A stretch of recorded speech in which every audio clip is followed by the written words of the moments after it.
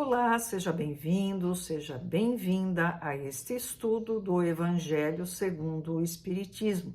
Meu nome é Liliane, eu sou espírita e hoje nós estamos no vídeo de número 7, onde nós damos continuidade ao estudo da introdução do livro O Evangelho segundo o Espiritismo. Se você não assistiu os vídeos anteriores, não tem problema, você vai entender perfeitamente esse vídeo. Mas se quiser se aprofundar, faça uma pausa, vá até meu canal, entre na playlist O Evangelho segundo o Espiritismo e veja os vídeos anteriores. Vamos lá. O princípio da concordância é também uma garantia contra as alterações que poderiam sujeitar o Espiritismo a seitas que se propusessem apoderar-se dele em proveito próprio e acomodá-lo à vontade. Vamos entender o que é esse princípio de concordância. Kardec colocou assim, que ele obteve a comunicação, o conhecimento dessas informações através de diversos espíritos que se comunicaram por diferentes médiuns em diferentes locais e trazendo informações semelhantes, se não palavra a palavra, quanto ao conteúdo, elas eram muito semelhantes. Kardec nos relata que ele obteve mais de 1000 comunicações diferentes. Ele já mostrava, Kardec, uma preocupação com o que poderia vir a acontecer, de que o Espiritismo viesse a apresentar cisões, separações, devido a indivíduos que se julgariam possuidores de informações exclusivas. Vamos voltar um pouquinho na história. Nós iniciamos o cristianismo na figura maravilhosa de Jesus e ele trouxe não uma nova religião, ele trouxe uma maneira de nós nos aproximarmos de Deus. Isso se transformou no cristianismo. Depois se consolidou através do catolicismo, que estabeleceu normas e regras. Futuramente, esse catolicismo sofreu diferentes interpretações, dando origem ao protestantismo. O protestantismo trouxe visões diferentes a respeito do cristianismo, diferentes do catolicismo, e estabeleceu uma nova base.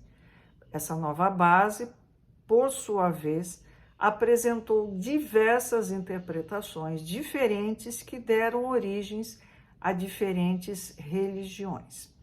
Não vou entrar em detalhes porque não é um assunto que eu domine profundamente. Depois vocês procurem no Google, aí vocês vão ver a Reforma Protestante e tudo mais que veio a seguir. O Espiritismo, apesar de ser muitíssimo mais jovem do que o cristianismo, é uma religião cristã. Isso é importante a gente reforçar. Já vi pessoas me perguntarem se o espírita acredita em Jesus. Pelo amor de Deus, é claro, não existe espiritismo sem Jesus. Então Kardec dizia assim, como poderia acontecer de alguém querer lançar uma seita dizendo, não, olha, o que foi trazido para mim é diferente. Então, ele continua. Quem quer que tentasse desviá-lo do seu providencial objetivo, mal sucedido se veria, pela razão muito simples de que os espíritos, em virtude da universalidade de seus ensinos, farão cair por terra qualquer modificação que se divorcie da verdade. Então, ele coloca de maneira clara o seguinte: nós temos uma linha de pensamento trazida pelos espíritos. Se alguém coloca que não é dessa forma e sim de outra, é apenas uma opinião divergente, não um novo caminho a ser percorrido. É por isso que o Espiritismo procura se manter coeso, manter uma unidade de pensamento.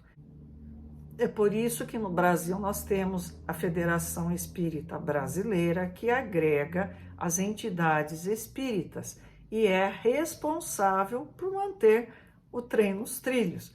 Porque senão eu posso dizer, eu, Liliane, acredito que não é dessa maneira e sim de uma outra.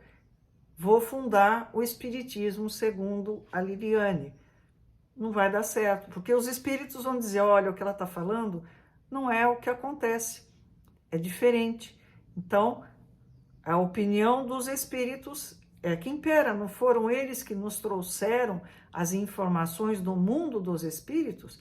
É a mesma coisa que eu querer saber alguma coisa a respeito da Itália, encontro com um habitante da Itália e ele diz, olha, lá nós falamos italiano, muito bom. Vem outro e diz, lá nós falamos italiano, ótimo. Vem 5, 10, 15, 100, 1000 italianos e dizem, nós falamos o idioma italiano na Itália. Aí chega um e diz, não, vocês estão todos equivocados, nós falamos grego lá. Grego? É, nós falamos grego.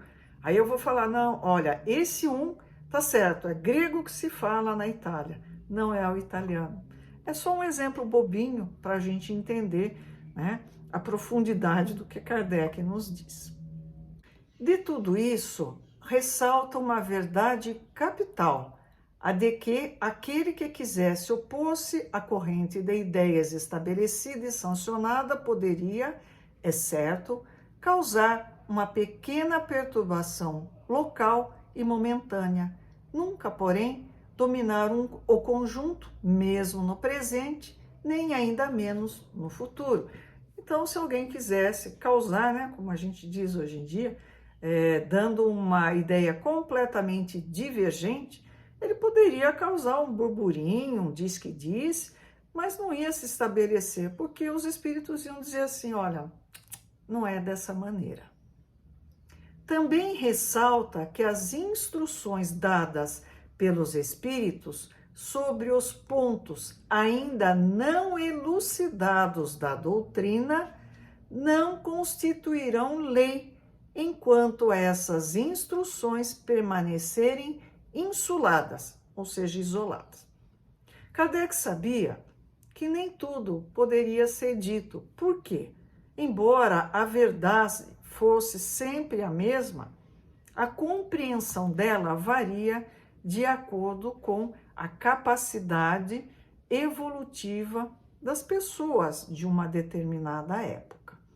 Então, um determinado ponto, Kardec sabia que ele não tinha sido bem esclarecido, e aí um espírito vem e diz que é daquela maneira. Bom, enquanto for um ponto isolado, é um sinal para nós de que isso pode não ser o caminho correto, porque quando for de fato verdadeiro, vários espíritos vão trazer aquela informação, né, ao mesmo tempo, através de diversos médiuns. Que elas não devem, por conseguinte, ser aceitas senão sob todas as reservas e a título de esclarecimento. Daí a necessidade da maior prudência em dar-lhes publicidade. Então, você, médium, recebeu uma informação quentíssima, né, que nenhum outro tem. Cuidado! Se isso for de fato verdade e for proveitoso para a humanidade esse conhecimento, vários espíritos vão trazer essa informação a diversos médiuns. Se uma coisa é só para você, pezinho atrás. E, caso se julgue conveniente publicá-las, importa não as apresentar, senão como opiniões individuais, mais ou menos prováveis, porém carecendo sempre de confirmação. Tem um autor espírita atual, começou muito bem orientado, umas informações bacanas que eram realmente corroboradas por outros livros espíritas. De repente, ele se fixou numa informação dizendo assim, olha, eu estou dizendo isso, ninguém acredita, vão me criticar, mas é assim, essa verdade tem que ser dita. Mas, Kardec está nos alertando, só vem para você informação verdadeira? Então Deus confiou a você o poder de ser o guardião da verdade? Não está meio esquisita essa história, não? Será que nós temos esse potencial dos únicos capazes, né, de transmitirmos a verdade? Vamos colocar em isolamento até que nós tenhamos alguma coisa mais concreta.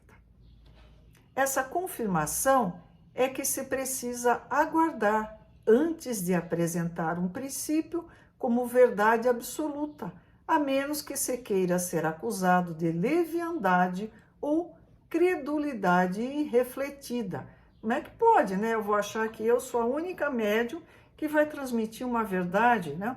Uma informação bombástica? Presta atenção. Com extrema sabedoria procedem os espíritos superiores em suas revelações.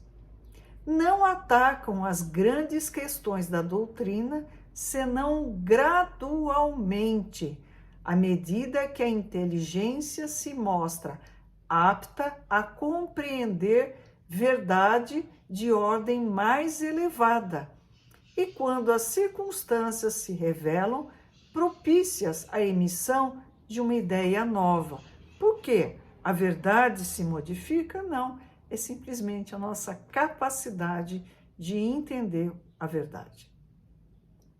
Por isso é que logo de princípio não disseram tudo, e tudo ainda hoje não disseram, jamais cedendo à impaciência dos muito afoitos que querem os frutos antes de estarem maduros. Olha como Kardec é ponderado. Fora, pois, supérfluo pretender adiantar-se ao tempo que a providência assinou para cada coisa, porque então os espíritos verdadeiramente sérios negariam o seu concurso. Os espíritos levianos, pouco se preocupando com a verdade, a tudo respondem. Daí vem que, sobre todas as questões prematuras, há sempre respostas contraditórias.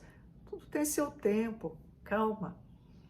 Os princípios acima não resultam de uma teoria pessoal.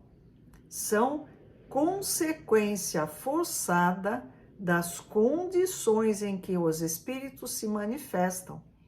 É evidente que, se um espírito diz uma coisa de um lado, enquanto milhões de outros dizem o contrário, algures, em outro lugar, a presunção de verdade não pode estar com aquele que é o único ou quase o único de tal parecer. Ora, pretender alguém ter razão contra todos seria tão ilógico da parte dos espíritos quanto da parte dos homens.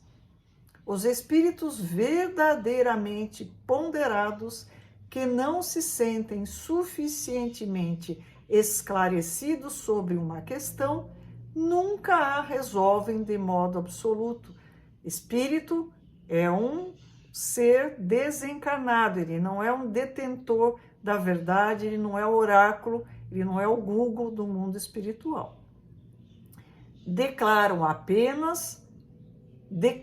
que apenas a tratam do seu ponto de vista e aconselham que se aguarde a confirmação.